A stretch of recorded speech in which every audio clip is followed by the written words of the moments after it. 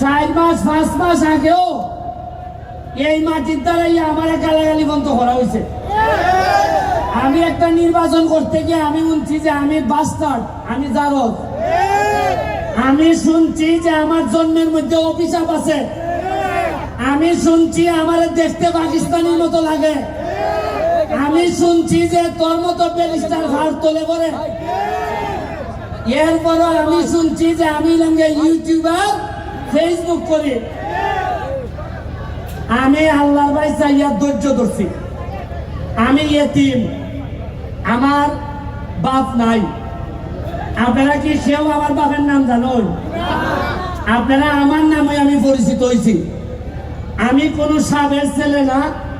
আমি আপনার মতো জায়গার থেকে একবারে Trinamool DCP high school Sonargaon থেকে উঠতে আমি আজকে ব্যারিস্টার হয়েছি।